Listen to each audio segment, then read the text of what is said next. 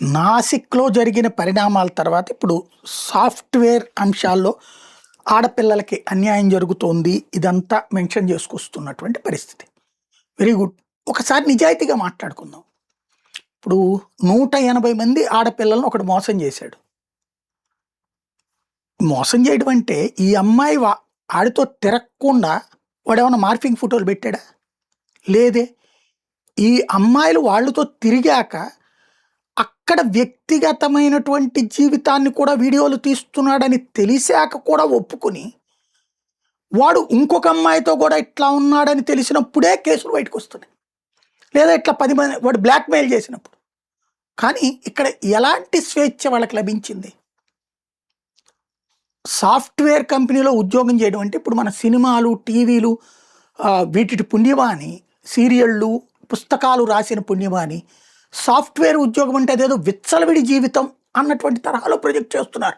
అబ్బాయి భుజం మీద చెయ్యేసి, అమ్మాయి భుజం మీద చెయ్యేసి, అబ్బాయి సంబంధం లేనటువంటి వాళ్ళు ఒకళ్ళ భుజాల మీద ఒకళ్ళు చెయ్యేసి దిగుతారు. అందరూ కూర్చుని మందు కొడతారు. అందరూ కూర్చుని ఒకే హోటల్లో ఉంటారు.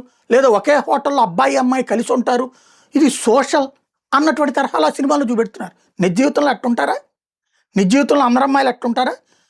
విపరీతమైన స్వేచ్ఛ కోరుకునే వాళ్ళు ఉండొచ్చు ఆ పేరుతో. కానీ నిజ జీవితంలో అమ్మాయిలు వేరే అమ్మాయి, వేరే అబ్బాయి, ఒక పెళ్లిగాని అమ్మాయి ఇంకొక పెళ్లిగాని అబ్బాయితో కలిసి అక్కడ ఉంటుందా? ఉంటున్నారు కొంతమంది, 5%. కానీ ఈ 5% యాక్టివిటీ 95% మీద సైకలాజికల్ ప్రెషర్ అవుతుంది. మనం ఇట్లా లేకపోవడం వల్ల మనం ఎదగలేకపోతున్నామని మిగతా అమ్మాయిలు మానసికంగా నలుగుతున్నారు. అలా ఉండటానికి ఇష్టపడలేకపోతున్నారు. ఎందుకంటే వాళ్ళు పెరిగినటువంటి సంప్రదాయాల వలన. కొంత వేరే ఫ్రీ హ్యాండ్ వాళ్ళతో కలిసి బండి మీద వెళ్ళడం, వాళ్ళతో కలిసి సినిమాలకు వెళ్ళడం, వాళ్ళతో కలిసి పబ్కి వెళ్ళడం వరకు చేస్తున్నారు. ఇంకొక 30-40% మంది, ఒక 5% శాంతం గాడి తప్పుతున్నారు. వీటిట్లలో వాళ్ళ తల్లిదండ్రులకు తెలియదా? కొంతమంది తల్లిదండ్రులకు కూడా తెలుసు.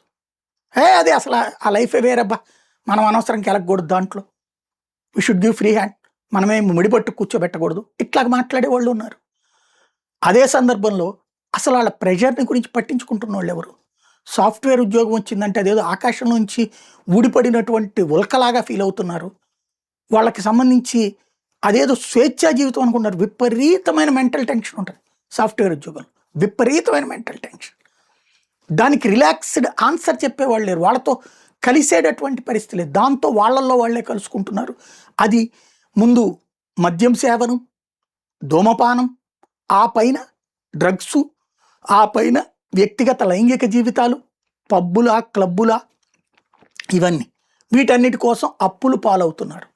స్థిరమైన ప్రశాంతమైన జీవితం ఎవరైనా కోరుకుని ఉద్యోగాలు చేస్తుంటే ఈ మిగతా హైఫై లైఫ్ అనుభవిస్తున్నటువంటి వాళ్ళు వాళ్ళని వెటకారం చేస్తున్నారు. ఈ హెచ్ఆర్లు వాళ్ళని, నువ్వు వాళ్ళ రిపోర్టులు ఏం రాస్తారంటే వీళ్ళందరితో కలిసే మనుషులు కాదని రాస్తారు హెచ్ఆర్లు. ఇదొక ట్రాప్. ఈ ట్రాప్ ఎవడో మతంతో చేయట్లేదు.